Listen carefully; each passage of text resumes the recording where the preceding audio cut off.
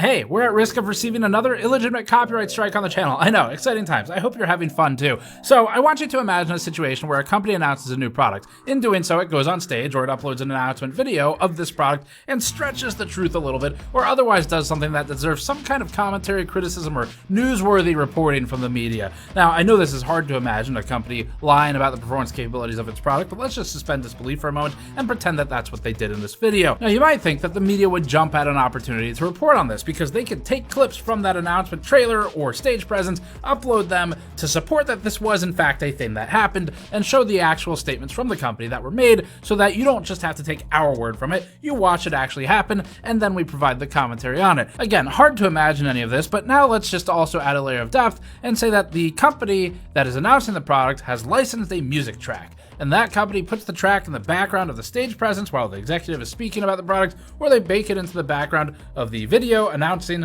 the product and its arrival to the market. Maybe it's a special track, but maybe it's a $15 a month non-special service where anybody paying $15 a month can get access to the track and bake it into their videos. Now, the media, when they play the clips of the executives talking or of the announcement trailer on the YouTube channel, they don't have a license to this music because they don't need it, and they didn't make the video to begin with. The music is there, and it is effectively inseparable from the original content, and you probably don't want to separate it anyway, because you wouldn't want to be accused of doctoring the original announcement video, and you're trying to play it in the full context, and so you leave it as is. The media, though, without that license, is now in an interesting position, where what if that media outlet's video gets hit by a copyright claim? It's that I have the answer. It happened. I was not actually asking a question. I probably should have phrased it differently. So we got hit with a copyright claim. Again, this time it can escalate to a strike. I've just learned that this is how the system works. It's way worse than I thought, actually. It's a bad sign. And because we were hit with a claim that has disabled revenue on the video that was claimed, and I don't know what happens to the money that we've already made with it. I don't know if it just gets siphoned off to the people who claim it. I have no fucking idea. They don't tell us. But it's disabled revenue, and it can escalate to a strike against the channel, which is really serious. This video is brought to you by us. We're self-funding our efforts to maintain free reporting for you all with store.gamersnexus.net. The best way to support our fight to represent the consumer is to head over to the store and grab one of our items. Right now, our fan-favorite first series of 3D PC-themed coasters is nearly out of stock. Each coaster pack includes 4 distinct coasters that use a soft rubberized material that's easily washable in the sink and has carefully placed 3D components to support your drinks. The fan design is one of the favorites, as it's deceptively good at supporting drinks with its gradient blade angle. We also included a GPU silicon coaster in this pack, with the green substrate seen centrally, a GN logo with MLCC and electrolytic capacitor objects, and a motherboard with what may be the world's lowest pin density socket in decades. We don't have many left, and we don't plan to reorder these anytime soon, if at all, and if we do reorder them, we'll have to increase the price by a few bucks because the costs have gone up on production. This directly supports us while getting you a great deal on some high-quality, unique coasters. You might also consider our new GPU VRAM glassware that we launched alongside our AI GPU Black Market video, which are in stock and shipping now. Head over to store.gamersnexus.net to support us directly, especially right now, as we continue to fight copyright claims on principle of being in the legal right to do what we do, despite it being cheaper to just back down. Thanks for your support. So just weeks ago, we were talking about the manually reviewed copyright strike submitted by Bloomberg LP, fuck them by the way, against us for playing a clip of the president in our AI GPU smuggling black market video that we uploaded to our GamersNexus channel. We disputed it, and we won that dispute, and we were reinstated, but this time it's not Bloomberg, and it's not a strike. It's a copyright claim. Now, this can become a strike if we dispute it 2 times, which is something I've just learned. So we're back to paying thousands of dollars for lawyers to fight something that is entirely illegitimate,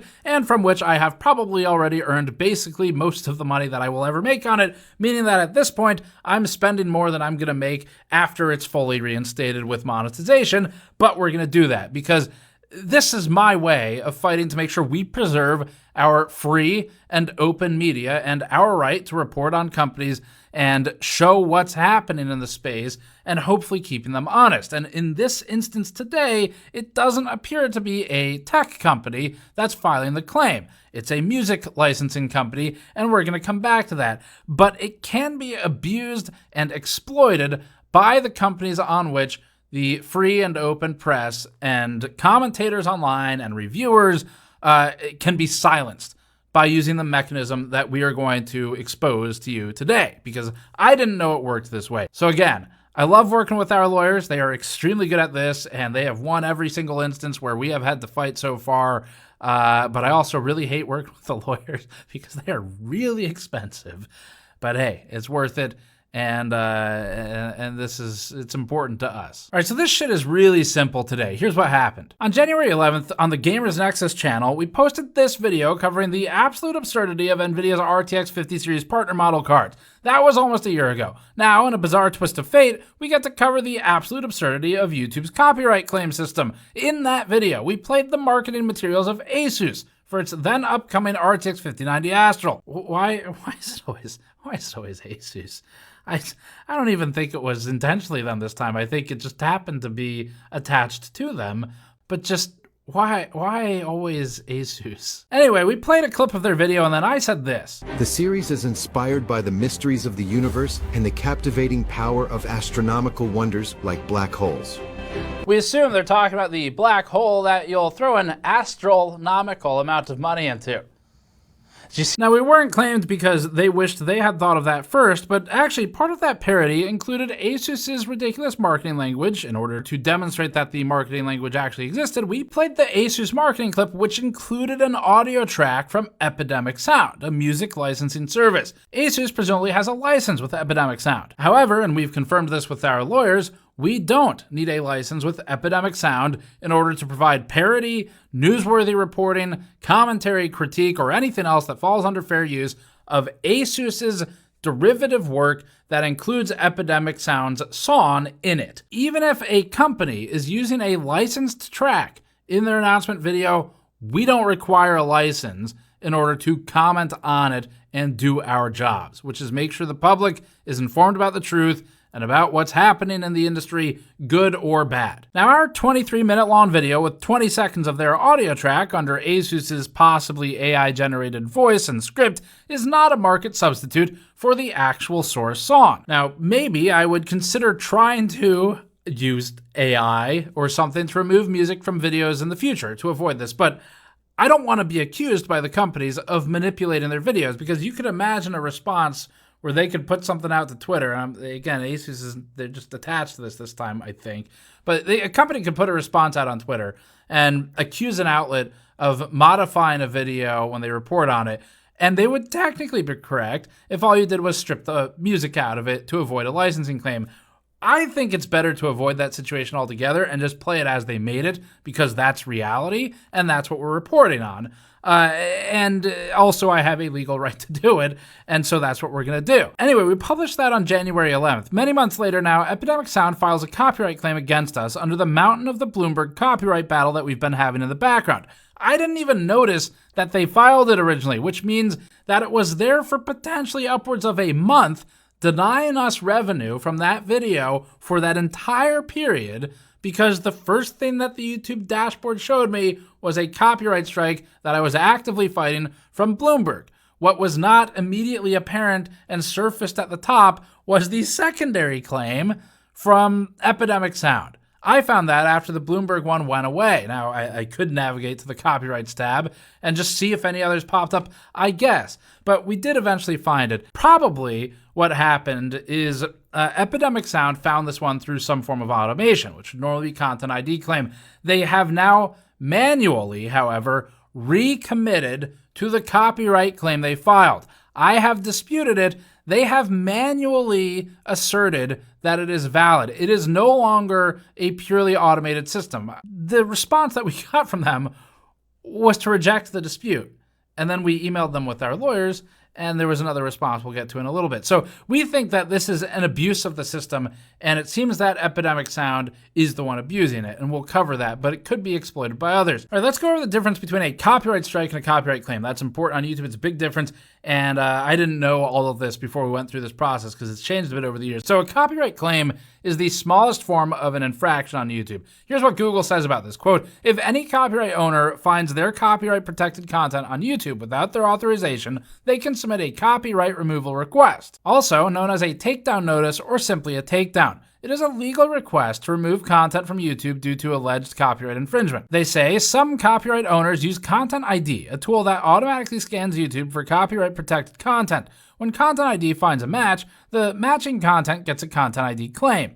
What happens to the matching content depends on the copyright owner's Content ID settings. End quote. And then it defines a Content ID claim can block, monetize, or track content. This gives them access to our statistics and data in the third category, or in the instance of an invalid claim like this one, it steals our revenue in the second category. A copyright strike instead immediately scrubs the content from the face of the internet, strikes the channel, and you only get 3 before you're terminated, and begins disabling features on the channel. They also make you take a condescending copyright school to ever shed a strike. So Bloomberg was this. It was a strike, and they manually reviewed that copyright strike, and then we successfully fought it. That's all documented on the GamersNexus channel, which I'll link below. In this case, we think it was a Content ID claim, meaning that the claimant gets to divert revenue from that video if they so choose to themselves going forward. What isn't clear to us is what happens to the existing $3,990 of AdSense revenue that video earned. And that was one of the highest earning videos for that period. It was a lot of views. It was in January. The ad revenue was pretty high this particular January. And so we made $3,900. Now, I don't know if that revenue gets taken back from me or not. What I do know is even if I keep it, I'm spending at least half of it to fight these assholes because they've already refused to read our first email properly and sent us a canned bullshit reply. What I can tell you also is that we had a lot of staff time on not only that video, but we use money from videos like that to subsidize our expensive ones, like our recent ASRock investigation, where we bought equipment and we spent over 200 hours trying to replicate an issue, or our animation error white paper research piece that is designed to help advance testing in the industry. That costs us more than we're going to make from that video. We can make those videos because we basically subsidize them with the revenue from other easier videos. And by jeopardizing that, it causes problems for the whole channel, but also just on principle, I'm fighting it, of course, anyway. So fortunately, from the community support, you don't need to really worry about us, but it does appear that this is starting to become a problem, and I do think that that's because the system can be exploited pretty easily on YouTube. So we continue to need your support, and we continue to appreciate the support that you've given us through the store or Patreon or just through the Super Chats button at the bottom, or Super Thanks, I guess it's called. All right, let me walk you through the part where YouTube's idiocy starts. So the biggest immediate difference from a strike is that a strike takes the video offline until there's a resolution. It can take quite a while, like 10 days, plus the time in between. Anyway, this is where YouTube's process demonstrates that it is insufficient and that it effectively sides with the claimant over even listening to the creator. So let's walk through it. The first step is to dispute the claim, which allows us to write a response to the claimant within YouTube. We worked with our attorneys, we wrote a response, we submitted it through YouTube. The claimant, Epidemic Sound, is then given time to review the claim while monetization remains turned off, meaning new views on that video accumulate $0 of revenue, even if we're found in the right from AdSense. And if they reject it, it then bounces back to us with a rejection. YouTube still isn't involved at this point, by the way. They're completely out of it, and we get a second chance to dispute it. So let's say we dispute it a second time, which is an option. Prior to submitting the second dispute, after they reject the first, YouTube tells us that it will go back to the claimant for the review. Now, I'm not a particularly educated person. I dropped out of community college, but I can take a pretty good educated guess at what's going to happen on the second time when I ask them to review it after they rejected it on the first. So at this point, YouTube still isn't involved, but it feels that YouTube is by default siding with the claimant, but it gets worse. YouTube then warns us that if we dispute this a second time, which they call an appeal, as if the claimant themselves is some high fucking court that gets to approve it, and if the claimant rejects it a second time, which they will, then YouTube says that it might finally step in itself and give us a copyright strike and delete the video from the internet. Or you could not dispute it, take the hit for the revenue for maybe an older video.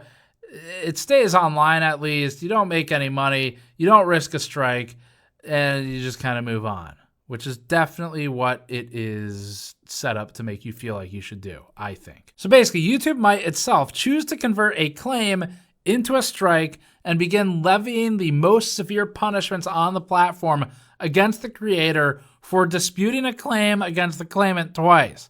This is such a severe escalation because there's no arbitration in the middle. You don't really get to talk to anybody. And as the creator defending yourself, it feels like it is effectively guaranteed that you will get a strike at that point. That's how I felt. So for us, we didn't dispute it a second time because I don't want another copyright strike, especially right now so close to the last one. That can cause some pretty serious problems. But I'm also not going to let it go because fuck that. It's not right. And I'm not going to stand by and let something not right be. So what we did is we circumvented YouTube. I went and I spoke to the lawyers, and I am now paying, again, thousands of dollars to attorneys who remain awesome at this stuff but are expensive because of that, to email claimant Epidemic Sound and go back and forth with them over this matter. So we've circumvented YouTube because using YouTube for the second dispute means that it's me against Epidemic Sound's legal team clicking a button with a red X on it and screwing me over. But going around it means that we exit the YouTube platform system, we take away all of the automated programmed functions that are there, and it means it's now our lawyers to theirs instead of me to their lawyers with no arbitrator in between. So it stops abuse of YouTube systems to strike us for that specific claim. That is why we went around it. That's an expensive process, but it's going to work. So that brings us to Epidemic Sound's response. So with Bloomberg, we called them. They manually confirmed they filed the strike. It wasn't some like special automated system without any manual overview whatsoever because on the phone they confirmed it with me. With Epidemic, I thought maybe it's possible. It was a content ID claim done automatically. The math doesn't add up. It's a 10-month-old video. The claim isn't from directly one of the parties that we were even talking about in the video. That seems the most likely. So because of that, we sent Epidemic Sound the nicest possible letter. I mean that genuinely, where we basically said, we assume this was an automated issue, and we are willing to get over it if you can just remove the copyright claim that you have filed against us illegitimately. And we said, yes, we did, in fact, technically have the music in our video. We did not use the music. Your client used the music. And then we criticized, parodied, or otherwise provided newsworthy reporting to talk about that client's work. Our work is in no way a replacement for the original work. It is a 23-minute video about GPUs with 20 seconds of ASUS's clip with ASUS's voiceover on top of their music. There is no world in which this is a valid claim. And Epidemic Sound responded to our attorneys with this. They said, quote, "The channel at GamersNexus is not currently associated with an active subscription. Could you please confirm whether the video was safe listed using our clearing tool? If so, kindly provide the email address linked to the subscription so we can look into it further." Yeah, that's right. We're not subscribers. It's like we explained all this in the email that they didn't read. They are using a canned copy-paste response to reply to attorneys. That's insane. I get it if they send it to me. I mean, who the fuck am I? But they get a legal team on like legal letterhead emailing them, and this is they don't even read the email. Like this is unbelievably profitable for them to steal revenue from people in situations like this, I think.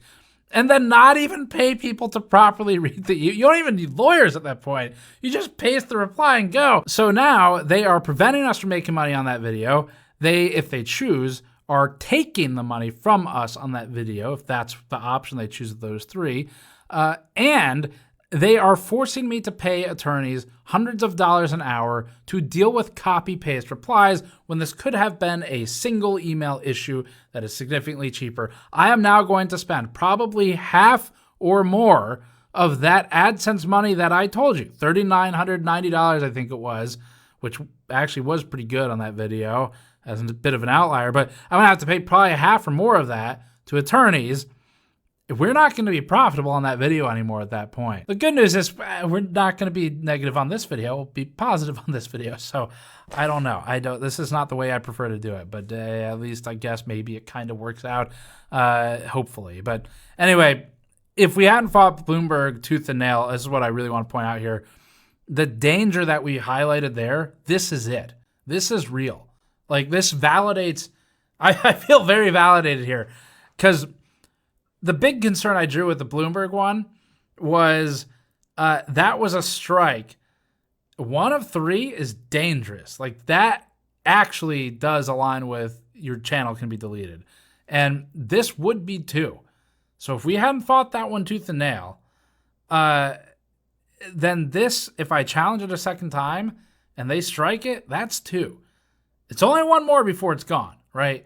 So YouTube is broken. The system is broken. This is outside of even the DMCA having its own problems, because this specific implementation of a 3-strike system for the strikes, which this can escalate to, which is the thing I've learned today, it means that the creator is put in a compromising position where if capitulation, even if it's not right, if it is legally, like, you're okay, you're protected, if capitulation means that you don't get another strike, it's safer to capitulate. It's safer to just take it and move on and kind of be quiet for 90 days and hope it goes away. Because as you get more strikes, you get 2, like we could have in this instance. If we didn't play it like we did, which worked out excellently, we could have 2 right now. And that means you're starting to lose your ability to make a living and make money. And that makes it harder to pay for lawyers to fight. And so my opinion is that you fight it immediately and fiercely on the first illegitimate claim of any kind, because you can't let that shit accumulate, and you have to send a message that you're not going to allow people to abuse the system to damage your channel, whether it's for outside malicious reasons or it's through some incompetence after being told via email that your automated system might be fucked up. So YouTube's copyright system, I think, is broken in all regards with this. Some of it's how DMCA works. In those regards, they have to comply. That's fine. I excuse YouTube from that. I get it. But in this situation, YouTube has chosen to extract itself from the process, and it has chosen to ascribe all of the power of reviewing these claims to the claimant in at least our situation. I don't know how all of them unfold. And likewise, it has chosen that it has this strike escalation system as a specific manifestation of when the DMCA calls for a punishment system. This is the specific way YouTube has chosen to implement it. Anyway, we'll get this one resolved like we did the last one. Our next escalation will be a demand letter if Epidemic doesn't fix this immediately. And it is going to be seeking money. Now, I would be more agreeable here if they had even read our email and our explanation, because it answered all of it. They sent us a bullshit canned fucking response that they just send to any creator who has actually misappropriated their music. They ignored our lawyers. And for that, I can guarantee that we'll never use their service. Not that they give a shit about my $15 a month, but I had to actually consider it. Genuinely was considering using Epidemic Sound recently. We use Storyblocks and we use Premium Beat. I thought about adding them. I am absolutely never doing that now. Fuck them. And, it's just, there's better options out there, I think. So anyway, it's an abuse of the system. It could be exploited. It could silence people. It could stifle free coverage. That I don't think is how this one was used. But what I am saying is that this is the precise mechanism through which that could happen on this platform. And for that reason, we will continue to fight any and all abuses like this, tooth and nail.